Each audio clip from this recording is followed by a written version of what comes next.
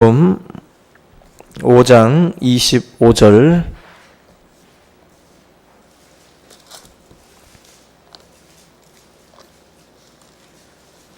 요한복음 5장 25절부터 29절까지 보겠습니다.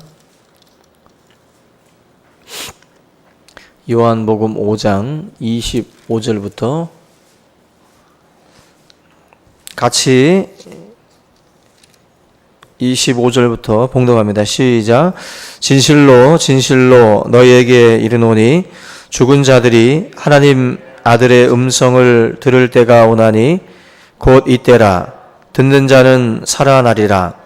아버지께서 자기 속에 생명이 있음 같이 아들에게도 생명을 주어 그 속에 있게 하셨고 또 인자됨으로 말미암아 심판하는 권한을 주셨느니라.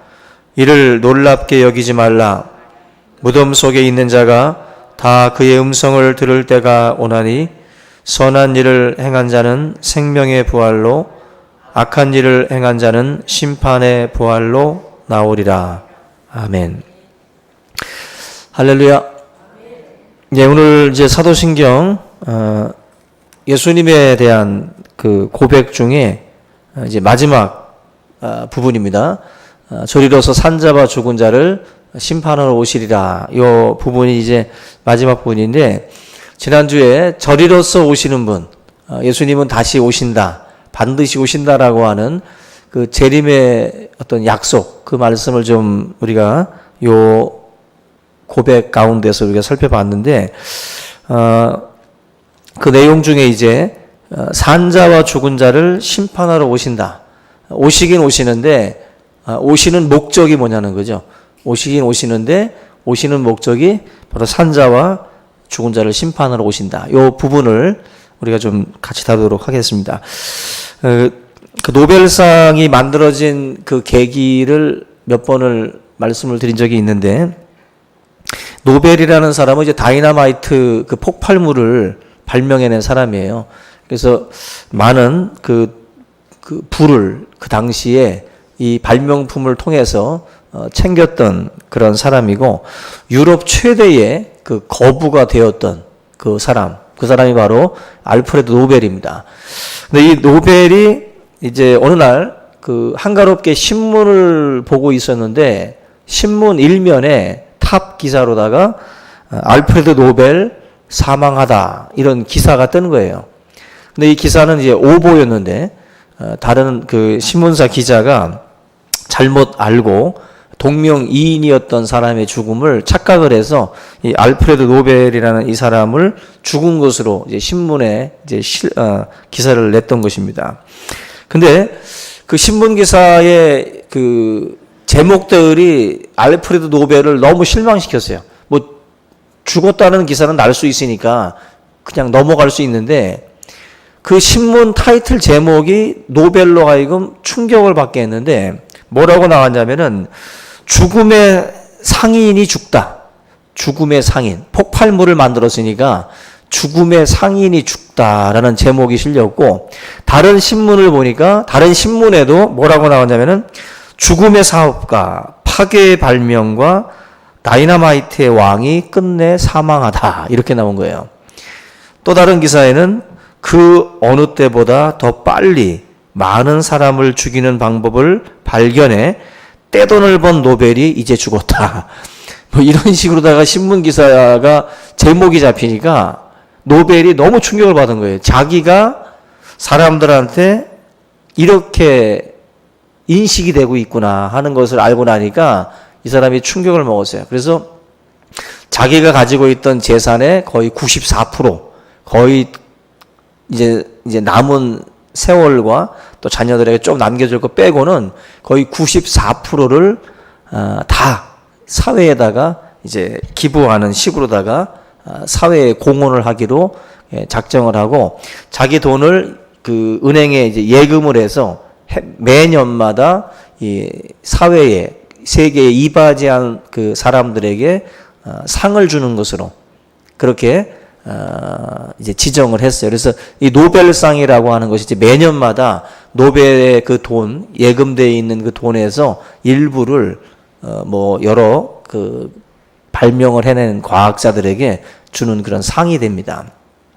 한마디로 자기가 죽음의 사업가로 또 파괴의 발명가로다가 알려진 것 자체를, 이 평판 자체를 이제 뒤집기 위해서 자기가 이 돈이 어떻게 보면 이제 목적이 아니라는 거죠.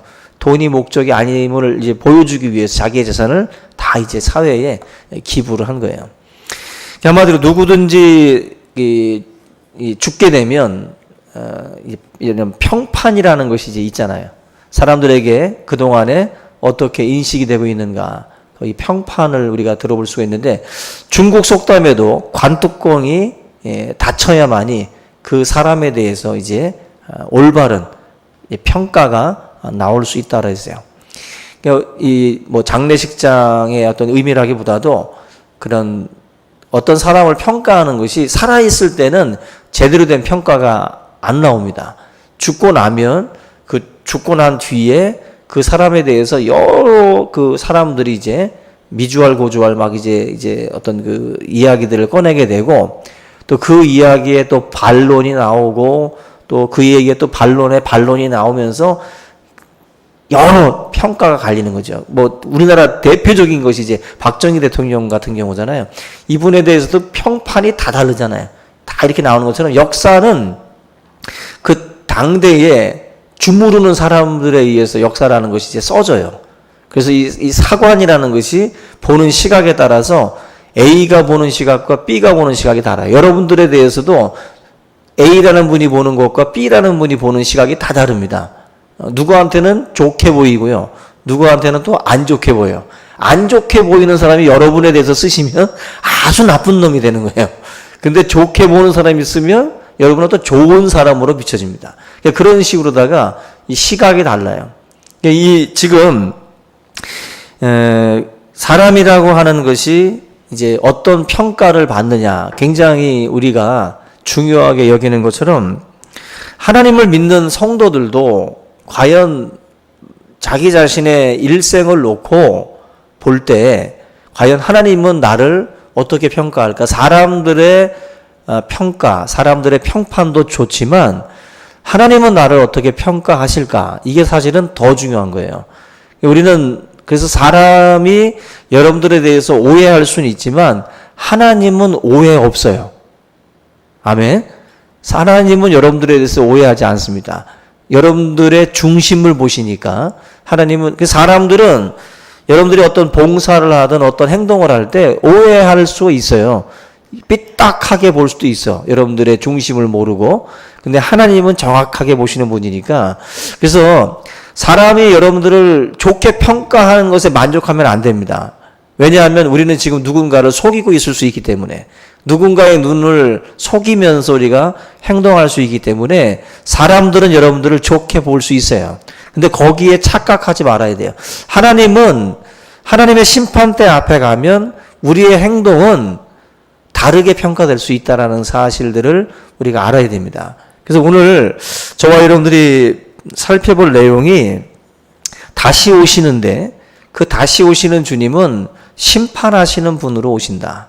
심판하시는 분으로. 그래서 지금 사람들이 내리는 평가와는 다를 수 있어요. 우리 교회 안에서도 저나 여러분들이 누군가에게는 어떻게 비춰질지 몰라도, 부정적으로 비춰질지 몰라도 하나님은 여러분들을 오히려 더 높게 평가하실 수 있어요. 그래서 점수가 다 다르죠.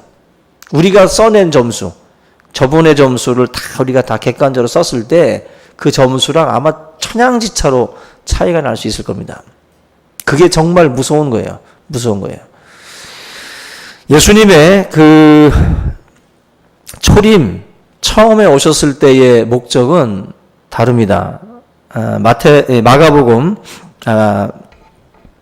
마태복음 20장 28절 한번 보겠습니다. 여기 스크린 나오나요? 네, 한번 보겠습니다. 같이 읽어볼게요. 시작. 인자가 온 것은 섬김을 받으려 함이 아니라 도리어 섬기려 하고 자기 목숨을 많은 사람의 대속물로 주려 함이니라. 지금 이게 인자가 온 것이라고 할 때, 인자가 온 것은 초림 예수예요. 지금 예수님이 그 2000년 전에 오셨을 때 내가 온 것은 바로 이러한 남들을 섬기기 위해서 또 자기 몸을 대속물로 주기 위해서 왔다. 철저하게 바닥에 깔리는 삶이에요. 예수님이 오신 것은. 이게 지금 초림 예수, 예수님이 처음 왔을 때의 모습입니다. 한없이 낮아진 모습이죠. 근데 재림의 목적은 달라요. 요한복음 5장, 오늘 읽은 본문인데요. 같이 한번 읽어보겠습니다. 시작. 진실로 진실로 너희에게 이르노니 죽은 자들이 하나님의 아들의 음성을 들을 때가 오나니 곧 이때라. 듣는 자는 살아나리라.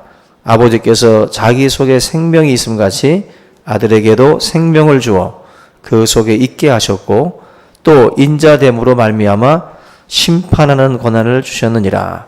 이를 놀랍게 여기지 말라. 무덤 속에 있는 자가 다 그의 음성을 들을 때가 오나니 선한 일을 행한 자는 생명의 부활로 악한 일을 행한 자는 심판의 부활로 나오리라. 그러니까 지금 인자됨으로 말미암아 심판하는 권한을 주셨다. 예수님이 인자라고 이제 표현이 되는데 예수님의 재림은 심판의 날이에요. 심판의 날. 우리가 이 사도신경 같이 보면서 우리 기독교인들이 갖는 시간 개념은 직선사관이라 그랬어요. 직선사관. 직선이라는 것이 곧 그대로 처음 시작선서부터 시작해서 끝까지 이제 가는 거죠. 시간이라는 것이 윤회 사상처럼 돌고 도는 그런 윤회 사상이 아니라 기독교 역사가는 태초에 하나님이 천지를 딱 지으시고 시작된 시간이 계속 가고 있는 거예요. 직선사관입니다. 그래서 우리 기독교인들은 시작이 있고 끝이 있다. 다시 말하면 심판이라고 하는 것이 있다는 역사관이에요. 근데 이제 그 윤회 사상은 돌고 도는 거예요. 이제 시작해서 다시 끝이 오면 또 다시 환생해서 또 다시 돌고 도는 환생하는 역사인데 뭐 이번에 그 신과 함께 그 영화도 내용을 보면은 그 환생이죠. 다시 이제 환생하는 그런 내용들인데 우리 기독교에서는 다시 주어지는 삶이 없어서 우리가 농담이라도 전생에 뭔 죄를 지었길래 내가 이 땅에 와서 이렇게 고생하나 이런 말들 하잖아요. 뭐 전생에 뭐 나라를 구했다 뭐 이런 말들도 있는데 다 이게 사실은 윤회 그 사상을 갖고 있는 불교 사상 뭐 이런 데서 가지고 오는 생각들인데 우리 기독교인들은 그런 역사관이 아니에요. 여러분들은 다시 환생하지 않습니다. 뭐 개, 돼지, 소 뭐 이런 식으로 다 환생하는 게 아니라 우리 기독교 역사관은 직선사관이에요. 그냥 이 땅에 살다가 잘못 살면 하나님 앞에 심판받는 거예요. 그것으로 그대로 가는 것이지 다시 한 번에 더 기회를 주는 그런 역사관이 아닙니다. 그래서 여러분들 지금 기회가 있을 때 잘 살아야 돼요. 지금 우리가 주어진 시간에 이 시간에 우리가 하나님 앞에 우리가 부여받은 생명의 호흡이 있는 동안 그 동안 잘 살아야 되는 거예요. 이 삶에 대해서 하나님이 심판이 있고 그 심판 이후에 천국과 지옥이라고 하는 것으로다가 갈려지는 거지 다시 또 뭘 한 번의 기회를 주고 이런 것은 없다라는 겁니다. 없다라는 거예요. 이게 바로 우리 기독교 역사관인데 히브리서 9장 27절 같이 읽습니다. 시작. 한 번 죽는 것은 사람에게 정해진 것이요 그 후에는 심판이 있으리니. 한 번 죽는 건 딱 정해져 있다. 그리고 그 이후에 심판이 있다. 이게 기독교 역사입니다. 역사관이에요. 그래서 반드시 뭐 이 땅에 온 모든 생명들은 다 죽습니다. 그리고 죽은 사람들은 땅 속에 있다가 하나님의 그 심판이 있을 때에 다 일어나게 된다. 베드로후서 3장 10절도 다시 한번 봅니다. 시작. 그러나 주의 날이 도둑같이 오리니 그 날에는 하늘이 큰 소리로 떠나가고 물질이 뜨거운 불에 풀어지고 땅과 그 중에 있는 모든 일이 드러나리로다. 땅과 그 중에 있는 모든 일들이 드러난다. 다시 말하면 우리가 숨겨놨던 모든 죄악들, 모든 것들이 다 만천하에 드러나는 거예요. 하나님 앞에서는 숨겨진 죄악들이 이제 없는 거죠. 다 다 심판대 위에 올라간다라는 것입니다. 로마서 2장 6절에도 나오는데요. 읽어봅니다. 시작. 하나님께서 각 사람에게 그 행한 대로 보응하시되 참고 선을 행하여 영광과 존귀와 썩지 아니함을 구하는 자에게는 영생으로 하시고 오직 당을 지어 진리를 따르지 아니하고 불의를 따르는 자에게는 진노와 분노로 하시리라. 아멘. 여기도 보면 참고 선을 행하고 영광과 존귀와 썩지 아니함을 구하는 자는 영생으로 한다. 근데 당짓고 불의를 따르는 사람들은 진노와 분노로 한다. 이것도 심판에 대한 말씀입니다. 로마서 14장 10절 내가 어찌하여 내 형제를 비판하느냐 어찌하여 내 형제를 업신여기느냐 우리가 다 하나님의 심판대 앞에 서리라. 이 말은요, 우리가 형제를 막 판단하고 우리가 막 업신여기는 이 사람들은 그 사람은 지금 그 누군가를 판단하고 있다는 거잖아요. 그죠? 그 사람을 나름대로 이제 판단하면서 이제 업신여기고 그 사람에 대해서 이제 비판하고 있는 건데, 바울이 말하기를 너도 하나님 심판대 앞에 선다. 너가 하나님의 심판대 앞에 설 것을 생각한다면 남에 대해서 그렇게 막 비판자의 자리에 서지 말라는 거죠. 한마디로 국률이 여기라는 거예요. 너도 나중에 하나님 앞에 가서 얼마나 욕을 먹을 텐데 너가 뭐 이렇게 잘났다고 지금 누군가를 그렇게 비판하고 업신여길 수 있냐는 거예요. 하나님의 심판대 앞에 갈 걸 생각하면 조심하라는 거예요.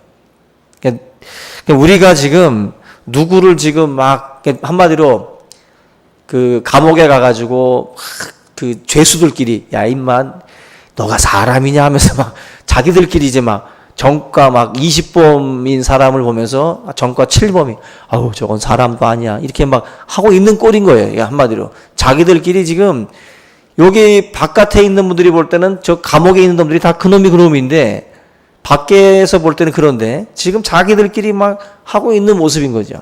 우리들의 모습을 볼 때 우리가 하나님 앞에 얼마나 큰 죄인인지를 우리가 보면 우리 형제들에 대해서도 우리가 긍휼한 마음을 갖게 되는 거예요. 나는 조금 괜찮다라는 느낌을 자꾸 가지니까 우리가 다른 사람에 대해서 너무 비판적으로 나가는 거예요. 우리가 하나님 앞에 가는 심판대 앞에 설 죄인임을 알면 예수님의 의가 아니면 우리는 정말 하나님 앞에 설 수 없는 사람들이에요. 그걸 우리가 한마디로 바울이 얘기해 주는 거예요. 다 한번 읽어봅시다. 다시 한번. 우리가 다 하나님의 심판대 앞에 서리라.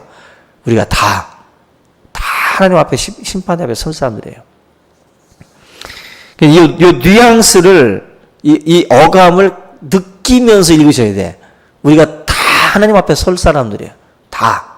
이걸 느끼면 우리가 쉽게 우리 서로에 대해서 가져야 될 마음이 뭐냐는 거죠.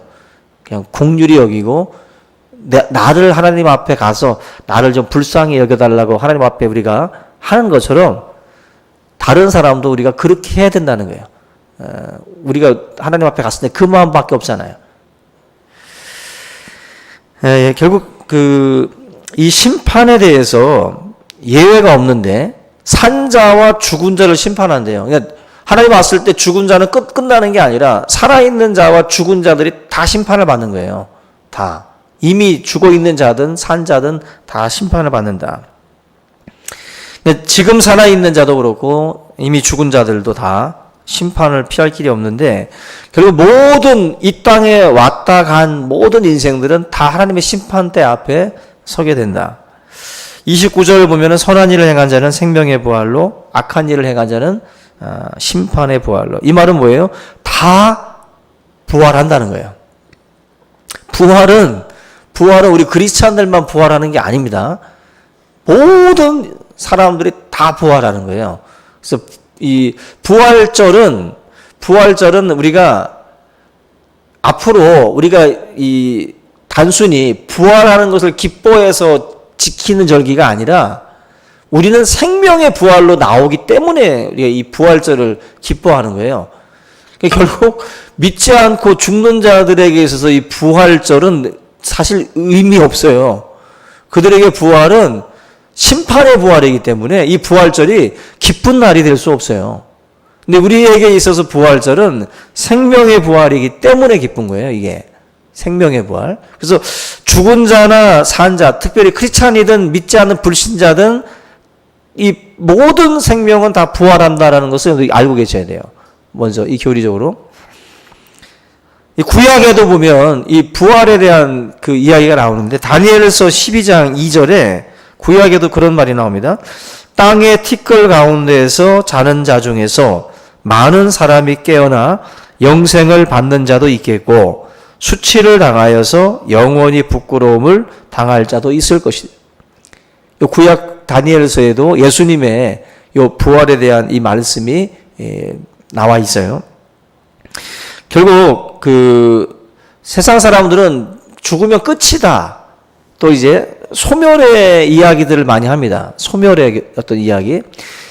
근데 우리 기독교에서는 소멸을 이야기하지 않습니다. 소멸. 그러니까 부활이 아니라 믿지 않는 자들은 그냥 소멸되어 버린다든지, 그리고 우리 믿는 자들만 부활하는 그런 교리가 아니라 믿는 자와 믿지 않는 자가 다 부활을 해요.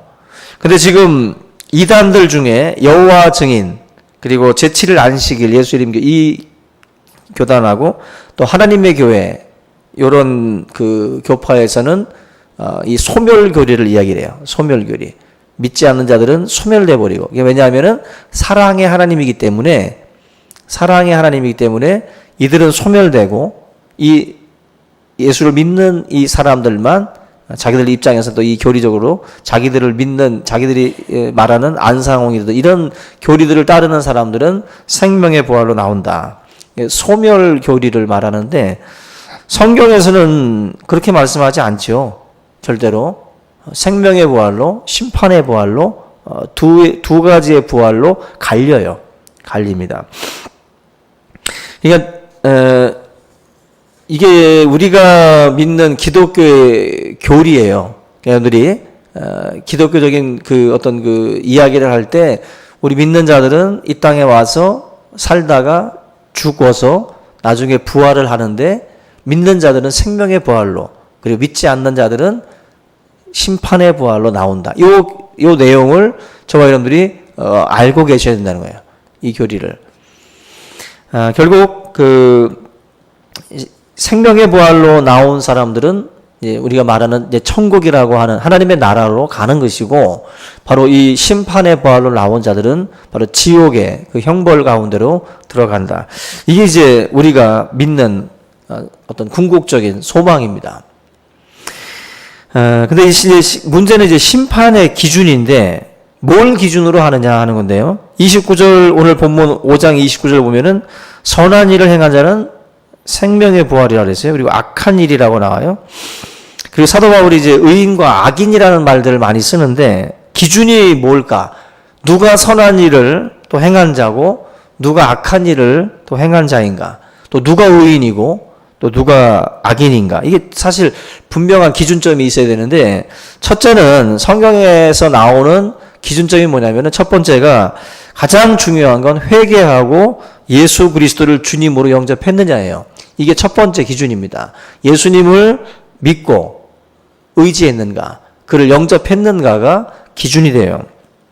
결국 환자라야 의원이 필요하듯이 이 자신이 죽을 수밖에 없는 죄인이라고 하는 그 인식을 해야 돼요. 그것을 깨닫고 또 회개하고 하나님의 의가 아니면 나는 구원받을 수 없다라고 하는 것을 철저하게 믿고 의지하느냐. 그것이 첫 번째 기준입니다. 예수를 믿느냐 안 믿느냐. 요한복음 1장 12절 보면은 영접하는 자 곧 그 이름을 믿는 자들에게는 하나님의 자녀가 되는 권세를 주셨다. 믿는 자들, 예수 그리스도를 믿는 자들에게 하나님의 자녀가 되는 권세를 주신 거예요. 그래서 마음으로 영접하는 것, 또 입술의 고백, 이게 굉장히 중요해요. 이게 첫 번째 기준입니다. 마태복음 10장 32절 말씀 보면은 누구든지 사람 앞에서 나를 시인하면 나도 하늘에 계신 내 아버지 앞에서 그를 시인할 것이요, 누구든지 사람 앞에서 나를 부인하면 나도 하늘에 계신 내 아버지 앞에서 그를 부인하리라. 그러니까 우리가 마음으로 믿는 것도 중요하지만 사람 앞에서 고백해야 되고 인정해야 돼요. 예수 그리스도에 대해서 부인하고. 그래서 예전에 그 폴리갑이라고 하는 그 사람도 예수 그리스도에 대한 그 고백을 자기가 80평생을 그렇게 해왔는데, 폴리갑에게 예수 그리스도를 이제 부인하고 로마의 황제가 자기의 구주라고 주라고 고백하도록 강요받았을 때, 폴리갑은 내가 나를 거의 80년 넘도록 나를 자녀 삼으시고 나를 당신의 백성 삼으신 그 주님을 지금까지 고백해 왔는데 부인할 수 없다는 거죠. 결국 폴리갑은 예수님이 나의 유일한 구주라고 하는 그 고백 때문에 화형당했어요. 그 화형, 불에 태워 죽임을 당했어요. 우리는 쉽게 말 한마디 그냥 그 자리에서 그냥 부인하면 되지, 로마 황제가 나의 주님입니다라고 말하고 위기를 벗어나면 되지 않느냐 하지만, 폴리갑의 신앙에서는 그러지 않았어요. 폴리갑은 그대로 오직 예수님만이 나의 구주십니다 라고 고백을 하고 결국 화형장에서 죽임을 당해요. 이사야는 톱에 킴을 당합니다. 톱에 죽어요. 톱으로. 이사야 선지자는. 수많은 하나님의 사람들이 순교를 당했어요. 순교를. 근데 바로 예수 그리스도를 지금 이 마태복음에서 말하는 사람 앞에서 시인하고 부인하는 것은 이 평화로운 시절에 그냥 쉽게 말할 수 있는 그러한 고백이 아니라 그 서슬퍼런 그 핍박이 있던 시절에 나왔던 말이에요, 이게. 그만큼 험한 세상 속에서 과연 예수를 나의 구주로 고백할 수 있냐는 거죠. 그러한 말씀 속에서 나온 말들인데, 결국 이 심판의 기준은 예수 그리스도를 나의 구주와 주님으로 인정하느냐, 고백하느냐, 그게 기준이에요. 두 번째는 주여 주여 하는 자마다 다 천국에 들어갈 것이 아니라고 그랬어요, 예수님이. 이 말은 입만 가지고는 안 된다는 거예요. 다시 말하면 입술의 고백과 행함이 같이 가야 돼요. 그래서 이거 동전의 양면이라고 해서 떨어뜨릴 수가 없어요. 그럼 행함으로 가는 거냐? 그건 아니에요. 주여 주여 고백하는 그 고백 속에 진실이 담겨 있으면 뭐가 따라온다? 행함이 따라와요. 행함이. 그래서 행함이 없는 믿음은 죽은 믿음이다.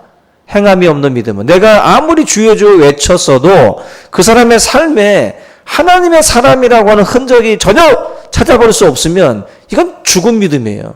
그건 아무리 그 사람이 예수님하고 떨어질 때 고백을 했었어도 삶 속에 전혀 사랑도 없고 희생도 없고 기쁨도 없고 평화도 없는 인생에게서 찾아볼 수 없는 거예요.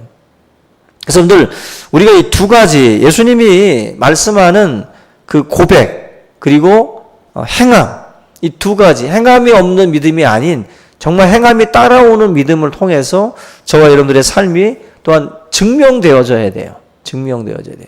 이제 우리가 그냥 추측만 할 뿐이죠. 우리는 저분은 천국 갈 수 있겠다. 왜? 뭘 가지고 우리가 알 수 있죠? 고백하는 것만으로 여러분들이 저 사람은 하나님 백성이야 이렇게 말씀하세요? 아니잖아요.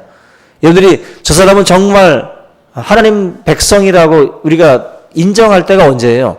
삶을 보면서 그렇게 인정하시잖아요, 여러분들이. 그죠? 그렇게 살아가실 때 저 사람은 정말 천국 가겠다. 그렇게 말하지, 이 입만 가지고 떠드는 사람한테 여러분들이 천국 백성이라고 말하지 않거든요, 우리도. 그리고 고백과 행함이 같이 가는 거예요. 이 두 가지가 떨어뜨릴 수가 없어요. 그래서 결국 그 행함이 없는 믿음은 결코 천국 갈 수 없어요. 우리가 그런 어떤 믿음을 갖고 우리의 삶도 부단히 하나님의 은혜에 보답하는 마음으로 이 땅을 살아갈 때 덕을 세우고 또 선을 베푸는, 선을 행하는 자로서 또 살아가야 마땅하리라고 믿습니다. 주님이 더디 오시는 이유가 뭘까요? 주님 말씀하시고 나서 지금 2000년이 지났는데 어떤 분들은 이러한 기간이 딜레이 되는 걸 보면서 주님이 거짓말을 했다라는 말들을 많이 해요. 근데 예수님 당시에 베드로 사도도 예수님 돌아가시고 난 지 얼마 되지도 않았던 시절이지만 베드로 후서에 보면은 베드로 사도가 이런 말씀을 남깁니다. 사랑하는 자들아, 주께는 하루가 1000년 같고 1000년이 하루 같다는 이 한 가지를 잊지 말라. 주의 약속은 어떤 이들이 더디다고 생각하는 것 같이 더딘 것이 아니라 오직 주께서는 너희를 대하여 오래 참으사 아무도 멸망하지 아니하고 다 회개하기에 이르기를 원하시느니라. 이게 지금 사도 베드로 시절에 베드로가 쓴 말씀인데, 이 말씀도 보면 사람들이 뭐 예수님 다시 오신다면서 왜 이렇게 안 오냐, 그 당시에도 이 말씀을 했는데, 베드로가 말씀하기를 하루가 천년 같고 천년이 하루 같다는 것을 잊지 말라. 이 개념으로 보면 지금 이틀 지난 거죠. 2000년 지났으니까 이틀 정도 지난 건데, 지금 이 말씀을 보면은 누구를 지금 오래 참으셔요? 너희를 대하여 오래 참으신다 그랬어요. 너희를 대하여 오래 참으신다. 결국 우리들의 어떤 그 멸망하지 않고 우리가 회개에 이르게 하기 위해서 하나님께서 오래 참으시면서 이 심판의 날을 자꾸자꾸 미룬다는 거죠. 이게 어찌 보면 긍휼의 마음이고 사랑의 마음이에요. 우리가 사랑의 마음이 없으면 빨리 문 닫아버립니다, 그냥. 근데 내 새끼가 오고 있으면 조금만 기다리자. 내가 사랑하는 사람이 오고 있으면 조금만 좀 더 기다리자고 우리가 자꾸자꾸 딜레이 시키는 것처럼 주님의 마음도 그런 거죠. 한 생명이라도 더 구원하기 위해서 이 저리로서 산자와 죽은 자를 심판하러 오시리라고 했지만, 그 심판이 지금 더딘 이유가 바로 그 이유라고 지금 베드로가 말씀을 하고 있어요. 우리가 지금 사실 우리 개인적으로 볼 때도 내 주변에 보면은 아직 구원받지 못한 가족들도 있고 친구들도 있잖아요. 지금 당장 오시면 나는 좋지만 내 친구를 생각하고 내 가족을 생각하면 주님 더디 오셔야 돼요. 그죠? 그죠? 우리만 생각하면 빨리 와야 돼. 근데 조금만 생각해 보면 더디 오시는 게 은혜야, 우리한테는. 여러분들이 오늘 하나님의 이 말씀들을 우리가 함께 기억하고, 저리로서 산 자와 죽은 자를 심판하러 오실 그 주님, 이 약속의 말씀을 꼭 기억을 하고, 우리 모두가 다 심판대 앞에 선다고 하는 이 한 가지 사실을 꼭 기억하면서 우리의 삶을 다시 한번 점검하고 돌아보는 그런 시간들이 되길 바랍니다. 우리 다 같이 오늘 이 말씀 함께 우리 붙들고 우리 통성으로 같이 한번 기도하겠습니다. 살아계신 하나님 아버지 감사합니다. 오늘도 우리가 하나님의 거룩한 그 말씀을 통해서 주님의 심판대 앞에 우리 모두가 다 다시 서게 됨을 기억하게 하여 주시옵소서.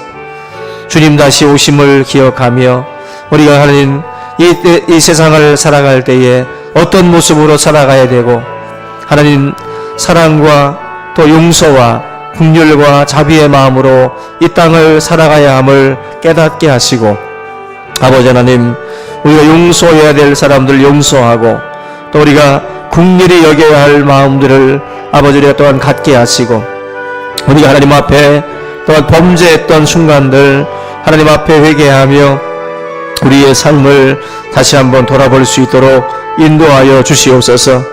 사랑의 하나님 아버지, 저리로서 산자와 죽은 자를 심판하러 오신 그 주님을 또 우리가 소망하며, 아버지 하나님 주님 앞에 우리의 모습이 낱낱이 또한 드러나고, 또 아버지 하나님의 모든 것을 직고하는 그 날이 우리에게 아버지 다가옴을 계약하게 하시고, 항상 하나님 우리 자신의 삶을 돌아볼 수 있도록 인도하여 주시옵소서.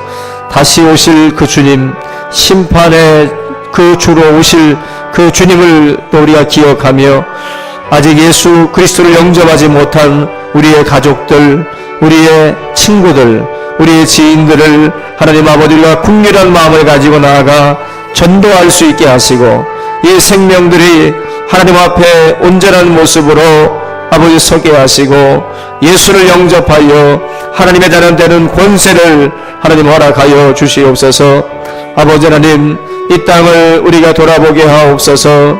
주여, 우리가 아버지 하나님의 게으름과 나태함 속에 있지 않게 하시고, 예수 믿지 아니하고 아버지 하나님의 방황하는 많은 생명들에게 우리가 이 복음을 전할 수 있도록 주여 도와주시옵소서. 성령께서 역사하여 주시옵소서. 은혜로 아버지 하나님 함께하여 주시옵시기를 주여 간절히 바라옵고 원합니다. 아버지 긍휼히 여겨 주시옵소서. 주여 불쌍히 여겨 주시옵소서. 하나님 예수 믿지 아니하고 죽음이 아버지 하나님 그 죽음이 심판의 부활로 나옴을 기억하게 하시고 우리가 하나님 아버지 참으로 간절한 마음을 가지고 이 땅에 복음의 증거자로 살아갈 수 있도록 인도하여 주시옵소서. 하나님 아버지 저들의 가정을 긍휼히 여겨 주시옵소서. 믿지 아니하는 형제들, 믿지 아니하는 부모들, 그 아버지 하나님의 각각 심령들을 불쌍히 여겨 주시옵시고 하나님의 역사로 말미암아 회복될 수 있도록 인도해 주시옵소서. 감사합니다. 영광 받아 주시옵소서.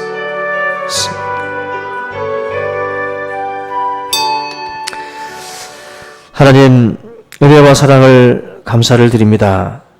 우리로 심판의 부활이 아니라 또 생명의 부활로 또 하나님 앞에 서게 하심을 감사를 드립니다.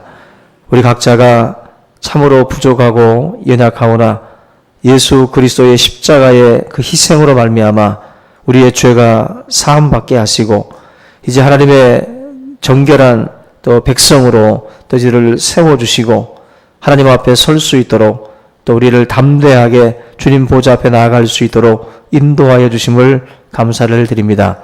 아버지 하나님 그 은혜를 기억하며 우리가 또한 아버지 하나님 심판대 앞에 섬을 기억하고 우리가 우리의 형제들을 또 긍휼히 여기며 또 불쌍히 여길 수 있도록 도와주시옵소서. 비판의 자리에 또 미움의 자리에 또 서지 않도록 주여 붙들어 주시옵소서.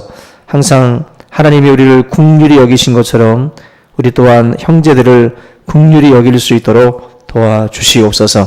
하나님께서 참으로 우리의 그 날들이 참으로 가까이 다가오고 있음을 우리가 또한 깨닫게 하시고 우리 주위의 많은 불신 영혼들을 향해서 우리가 또한 나아가 전도할 수 있도록 도와주시옵소서. 저들이 예수 그리스도를 믿지 아니하고 하나님 죽음을 맞이하지 않도록 우리가 항상 깨어 기도하며 항상 이 복음을 또 열심을 다해 또 증거할 수 있도록 도와주시옵소서. 복음만이 저들에게 유일한 소망인 줄로 믿사오니 항상 하나님 우리에게 담대함을 주셔서 이 복음이 오직 그들을 살리고 그들을 또 하나님의 백성으로 또 이끌음을 또 기억하고 또 항상 이 복음을 전할 수 있도록 도와주시옵소서. 오늘 이 시간 이 귀한 하나님의 말씀들을 우리의 가슴에 새기고 항상 하나님 들이로서 산자와 죽은 자를 심판하러 오실 그 주님을 소망하며 믿음 안에서 승리할 수 있도록 도와주시옵소서. 감사하고 예수님의 이름으로 기도하옵나이다. 아멘.